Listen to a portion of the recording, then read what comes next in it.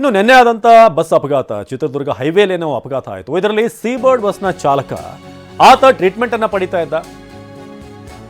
ಚಾಲಕ ರಫೀಕ್ನ ಕರುಳಿಗೆ ಬಿದ್ದಿತ್ತು ಗಂಭೀರವಾದಂಥ ಪೆಟ್ಟು. ರಾತ್ರಿ 12 ಗಂಟೆಗೆ ಆಪರೇಷನ್ ಮಾಡಿದರು ಕಿಮ್ಸ್ ವೈದ್ಯರು. ಆಪರೇಷನ್ ಬಳಿಕ ಚಾಲಕ ರಫೀಕ್ನನ್ನ ಐಸಿಯುಗೆ ಶಿಫ್ಟ್ ಮಾಡಲಾಗಿತ್ತು. ಆದರೆ ಚಿಕಿತ್ಸೆ ಫಲಕಾರಿ ಆಗದೆ ನಸುಕಿನ ಜಾವ ಚಾಲಕ ಸಾವನ್ನಪ್ಪಿದ್ದಾನೆ.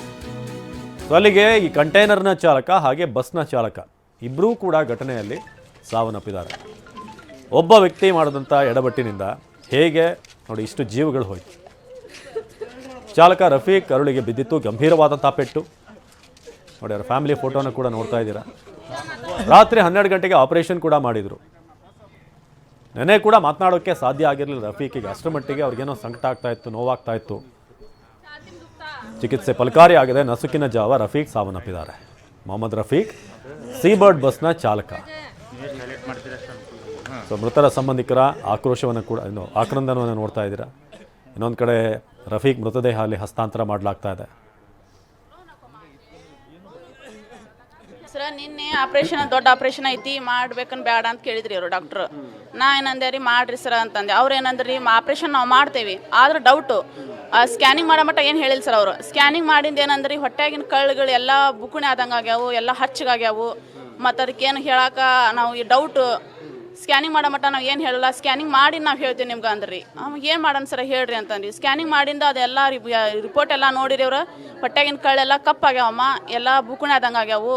ನಾವು ಆಪ್ರೇಷನ್ ಮಾಡ್ತೀವಿ ಆದ್ರೆ ಡೌಟು ಉಳಿತಾನೋ ಇಲ್ಲೋ ಡೌಟು. ಅದಕ್ಕೆ ಏನು ಮಾಡೋಣ ಅಂದ್ರೆ ಆಪ್ರೇಷನ್ ಮಾಡಲಿಲ್ಲ ಅಂದ್ರೆ ಉಳಿತಾರೇನು ಸರ ಅಂತಂದೆ. 10% ನಾ ಗ್ಯಾರಂಟಿ ಕೊಡಂಗಿಲ್ಲಮ್ಮ ಅಂದ್ರೆ ಸರ ಡಾಕ್ಟ್ರು. ನಾ ಏನಂದೆ ಹಂಗಂದ್ರೆ ಏನು ಮಾಡೋಣ ಸರ ಅಂತಂದ್ವಿ. ಏನಿಲ್ಲ ನೀವು ಅವ್ರ ಜವಾಬ್ದಾರಿ ನೀವು ತೊಗೊತೀರಾ ಅಂತಂದ್ರಿ. ನಾ ಏನು ತಿಳ್ಕೊಂಡೆ ಸರ, ಜವಾಬ್ದಾರಿ ನಾ ತೊಗೊತೀನಿ ಸರ ಆದ್ರೆ ಉಳಿತಾರೇನಿಲ್ರಿ ಅವರು. ಡೌಟ್ ಅಮ್ಮ.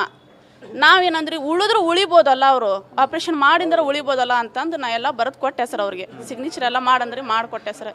ಮಾಡಿಂದ ಆಪ್ರೇಷನ್ ಆತ್ರಿ. ನಿನ್ನೆ 12:30 ತೊಗೊಂಬಂದು ಶಿಫ್ಟ್ ಮಾಡಿದ್ರು ಅವರು ವಾರ್ಡ್ಗೆ. ಶಿಫ್ಟ್ ಮಾಡಿಂದ 12:30 ಮಟ್ಟ ನಾವು ನೋಡಿದ್ವಿ ಸರ್. ಅವರು ಒಳಗೆ ಕಳಿಸ್ಲಿಲ್ಲ ರೀ ನಮ್ಗೆ. ಹೊರಗೆ ಕುತ್ಕೋರಮ್ಮ ನೀವು, ಒಳಗೆ ಯಾರು ಬರಂಗಿಲ್ಲ ಅಂತನ್ರಿ. ಒಳಗೆ ಬಂದು ಕುತ್ಕೊಂಡ್ರಿ ಸರ್. 5 ಗಂಟೆ ಮಟ್ಟನೂ ನೋಡೇವ್ರಿ ನಾವು. ಹೋಗೋದು ನೋಡೋದು ಬರೋದು ಮಾಡೇವಿ ಸರ್ ನಾವು. 5 ಗಂಟೆಗೂ ಮಿಸ್ಕ್ಯಾಡ್ ಆತಿತ್ತು ರೀ ಸ್ವಲ್ಪ ಜೀವ. ಹಂಗೇನಿಲ್ಲ ಬಿಡು, ಮತ್ತು ಅವ್ರು ಉಸಿರಾಟದ ತೊಂದರೆ ಐತೆ ಅಂದಿದ್ರಲ್ರಿ, ಹಂಗೇನಿಲ್ಲ ಬಿಡು ಅಂತ ತಿಳ್ಕೊಂಡೆ ಸರ್ ನಾವು.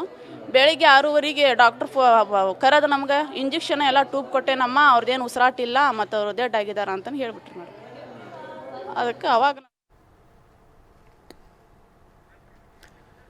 ಇದು ರಫೀಕ್ ಅವರ ಸಂಬಂಧಿ ಈ ಆಪರೇಷನ್ ಸಂಬಂಧಪಟ್ಟ ಹಾಗೆ ಕೇಳ್ತಾ ಇದ್ರು.